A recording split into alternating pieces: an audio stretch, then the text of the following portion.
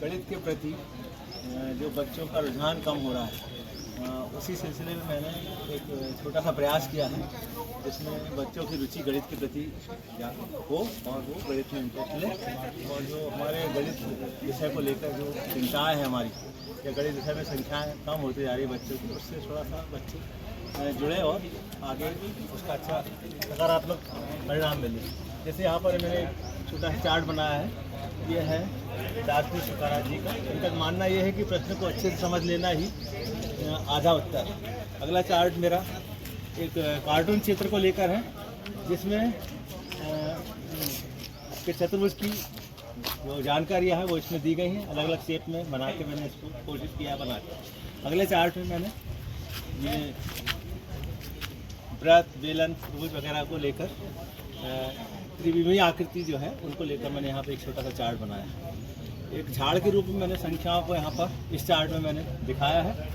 इसमें अलग अलग संख्याएं अलग अलग नज़र आ रही हैं। इससे बच्चे क्या है संख्याओं की पहचान आसानी से कर सकते हैं और ये एक अट्रैक्टिव टाइप का लगता है बच्चों को, और इसको देखने के बाद वो संख्याओं के बारे में बहुत अच्छी तरह से समझ पाते हैं। अगला है ये एक मोटिवेशन चार्ट है। इस चार्ट का बनाने का उद्देश्य यही था कि बच्चे इसे देखें और सफलता कैसे अर्जित की जाती है, कैसे हम सफल हो सकते हैं अपने फील्ड में, उसको लेकर यहाँ पर कुछ बातें लिखी गई हैं जो मैंने इस चार्ट में बताई गई। अगला चार्ट ये 11वीं मैथ्स में ये चार्ट है, गणित के लिए बहुत उपयोगी है, इसे ही मैंने यहाँ पर रखा है।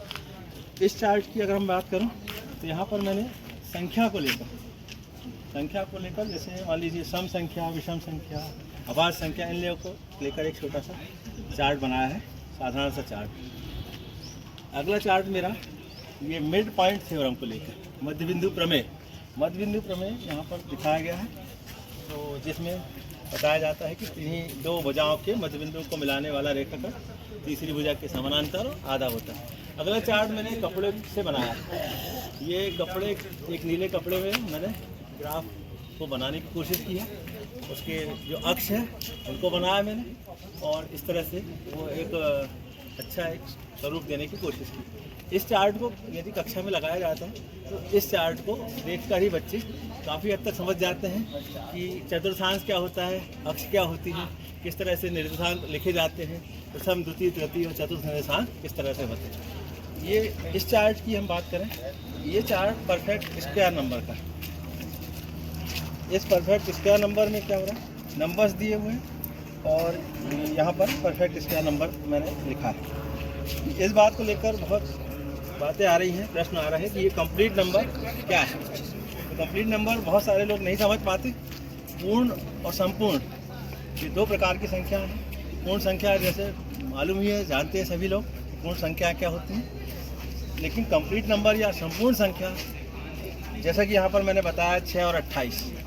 6 जो है वो ऐसी संख्या है जो संपूर्ण है। किस तरह संपूर्ण है, इसका अगर हम गुणनखंड करें 6 की तो इसके गुणनखंड होते 1, 2, 3 और 6। संपूर्ण संख्या का मतलब यह है कि वह संख्या संपूर्ण संख्या होती है जिसका अगर हम डबल करें और उसके जितने गुणनखंड सबको जोड़ें तो उसका डबल के बराबर होता है, समझ लीजिए। जैसा कि 6, इसके गुणनखंड 1, 2, 3 और 6 होंगे, सबको जोड़ा जाएगा तो इसका टोटल 12 आएगा। इस तरह की संख्या 28, यह भी संपूर्ण संख्या। इसके गुणनखंड भी अगर देखें और उनका टोटल करेंगे तो वो 56 के बराबर आएगा। इस तरह से संपूर्ण संख्या इस तरह की होगी।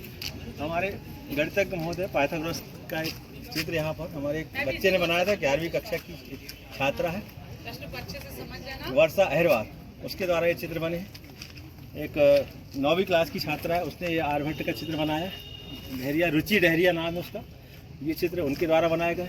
यहाँ पर मैंने एक ये मॉडल बनाया है जिसमें कपड़े से मैंने कुछ बॉक्सेस तैयार किया है, जिसमें फ़िलहाल तो मैंने इसमें प्लेइंग कार्ड्स रखा है, लेकिन ये प्लेइंग कार्ड्स ना होगी, ये इसमें मैं बहुपद बताने वाला हूँ। बहुपद को जोड़ना, घटाना और बहुपद की तमाम बातें इसमें कर सकते हैं। दूसरे विषय को भी हम यहाँ इसमें इस चार्ट के माध्यम से बता सकते हैं, जैसे अंग्रेजी में शब्द बनाना, गिनती, जोड़ना, घटाना, छोटी छोटी चीज़ों को लेकर हम इस चार्ट के माध्यम से बहुत सारी चीज़ें बता सकते हैं। अगला चार्ट मेरा ये प्रायिकता को लेकर है। प्रायिकता में जो ताश की बात कही जाती है, ताश में 52 पत्तों को यहाँ पर मैंने समावेश किया है जो इस ढंग से रखे। प्रायिकता में जो हम बताते हैं, यदि हम उसको करके दिखाएं तो ज़्यादा अच्छा होगा कि कैसे कार्ड निकाले जाते हैं, चित्र वाले कार्ड निकालते हैं तो क्या प्रायिकता होगी। तमाम बातें इस माध्यम से दिखाकर या उनके सामने बता सकते हैं। रामानुजन जी का एक तेल चित्र है। यहाँ पर अगला चार्ट विभिन्न प्रकार की आकृतियों को लेकर है, यहाँ पर बनी हुई है। यहाँ एक मैंने पाइथागोरस प्रमेय को यहाँ पर बनाने की कोशिश की है, जिसमें मैंने यहाँ पर एक चित्र बनाया है, जिसमें ये जो रबर होती है उससे मैंने चिपका दिया है, कुछ नहीं है सनमाइका में, और एक छोटा सा बॉक्स बनाकर उसको लिख दिया। ये अक्षर कार्ड मिलते हैं खिलौनों की दुकानों में, इसको मैंने लाया और इस ढंग से उसको बच्चों के माध्यम से, इसमें सारा रोल हमारे स्टूडेंट्स का है, उन्होंने ये सब काम किया। अगला ये छोटा चार्ट है जिसमें रेखाएं अलग अलग नज़र आ रही हैं, स्पर्श रेखा, सीधी रेखा और छेदक रेखा। चित्र के माध्यम से बच्चे तुरंत समझ जाते हैं, जान जाते हैं कि इन रेखाओं में क्या भिन्नता है और किस रेखा को अपन किस तरह से पहचान पाते हैं।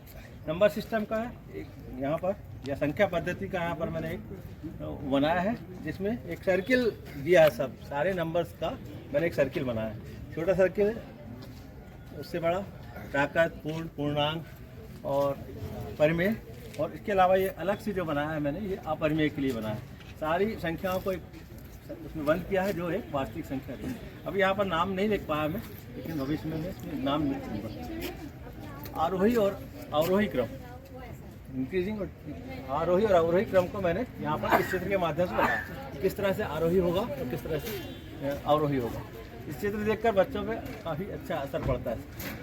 यहाँ छोटे छोटे खिलौनों को लेकर मैंने बनाया है, जैसे ये क्यूबिक्स है हमारे, कुछ बच्चे बहुत जल्दी इसको कर लेते हैं। यहाँ पर मैंने एक बेलन की ऊंचाई को लेकर बनाया है, बेलन का पृष्ठीय क्षेत्रफल। इससे अपन बता सकते हैं कि जैसे मान लीजिए पहले एक वृत्त है और उसकी जो परिधि है 2πr, और अगर हम उसकी संख्या बढ़ाते जाएं, है ना, तो क्रमशः ये संख्या बढ़ती जाएगी। एच ऊंचाई पर अगर हम इसको ले आते हैं, ये बेलन का स्वरूप रहेगा, जिसका अगर हम वक्र प्रश्न निकालते हैं तो 2π और एच ऊंचाई होने का 2πrh हो जाएगा। इसी तरह से ये इसी के छोटे मॉडल हैं। ये भी मैंने चूड़ी के माध्यम से बताया है कि देखिए इसमें जो छोटे छोटे बिंदु हैं, ये दर्शा रहा है वृत्त की परिधि पर अनंत बिंदु होते हैं, इसको यहाँ पर ये दिखाया जाता है। अगला चित्र ये वाला है, ये वृत्त के क्षेत्रफल को लेकर। जैसे ये एक सिंगल वृत्त का क्षेत्रफल है, वृत्त की ऊंचाई हम बढ़ाते आते हैं इस तरह से। तो ये देखिए आप, ये एक बेलन का स्वरूप ले लेता है, ठोस बेलन का। अगर हम इसका क्षेत्रफल निकालें तो क्षेत्रफल इसमें निकाला जा सकता है। ये भी इसी तरह का है। ये जो मॉडल है वृत्त, बेलन और शंकु दोनों का कंपेरिजन जो होता है आयतन को, उसके लिए मैंने ये बनाया है। इसमें क्या हो रहा है, ये देखिए आप, इधर खुला हुआ है। इसमें अगर हम कोई भी मटेरियल भरते हैं, रेत भरते हैं, कुछ भी ऐसा सामान भरते हैं, और इसको इन तीनों शंकुओं में पलटा है, तो ये तीनों शंकु इससे पैक हो जाते हैं। या फिर इसका उल्टा भी करें तो भी ऐसा हो जाता है। तीनों शंकुओं में हम कुछ भरकर इसको पलटाते हैं तो ये इसका पूरा कवर अप कर लेता है। इसका मतलब ये है कि एक बेलन का जो आयतन है वो 3 शंकु के आयतन के बराबर है। अगला है, ये देखिए यहाँ पर एक चार्ट है, भुजाओं के आधार पर त्रिभुज के प्रकार, उसकी डेफिनेशन ही मैंने लिखा है। एक ये जो मॉडल है ये वाला, ये सही विकल्प वाला, सही विकल्प चुनिए। ये बहुत सारे इसमें हमने रखा है कार्ड, देखिए बहुत सारे इसमें अलग अलग बच्चों ने, टीचर्स ने जो बनाया है। देखिए बच्चों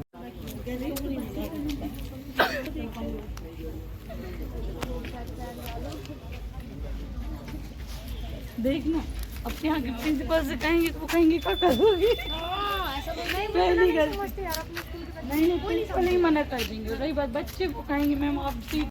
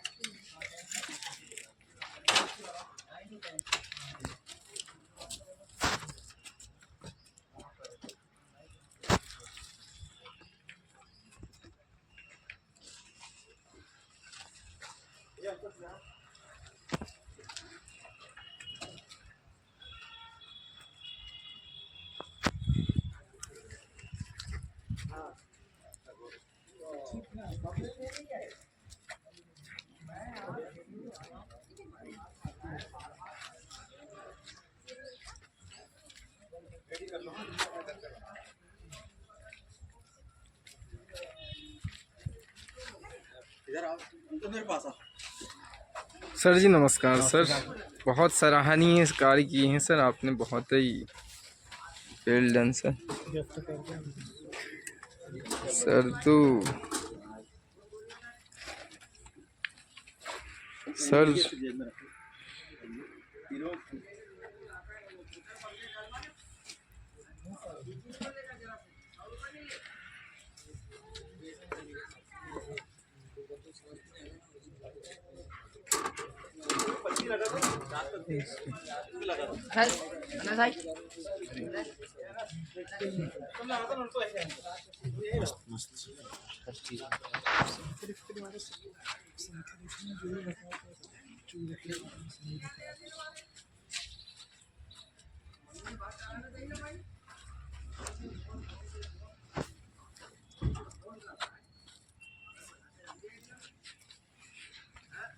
स्कूल से ये पर्स बनाए थे जैसे ऑब्जेक्टिव वाले बच्चों को दे, बच्चों के बच्चों के हाथ ही बनवाए हैं, उन्हीं के हाथ बनवाए और ले लिए हैं और उससे अपने अपने हाथों से करवा दिए उसको, और उन्हीं को सॉल्व करने के लिए दिए जाते हैं। हर दिन अलग अलग पेपर मिलता है तो उस हिसाब से सर थोड़ा नंबरिंग हटना हो जरा। जाती है। हाँ बनाए देते हैं। मैथ्स के हैं 30 नंबर वाले हैं और प्रश्न है उसमें इम्पोर्टेंट वाले। हाँ इम्पोर्टेंट वाले।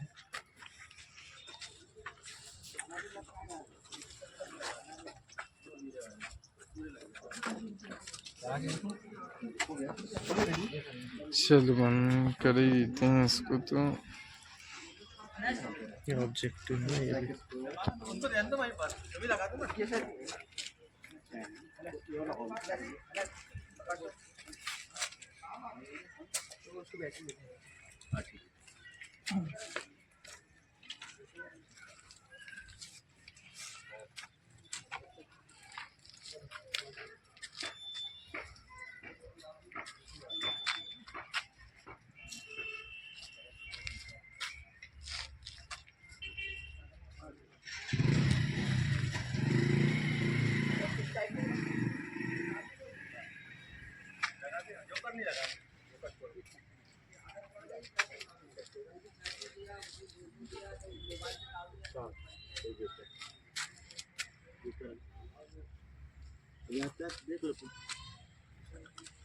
तीन है तो 13 लगा दे यार, अभी कैसे भी लगा दे यार, कुछ नहीं लगा दे, कोई भी लगा दे, इसमें टेंशन नहीं, टाइप लगा दे।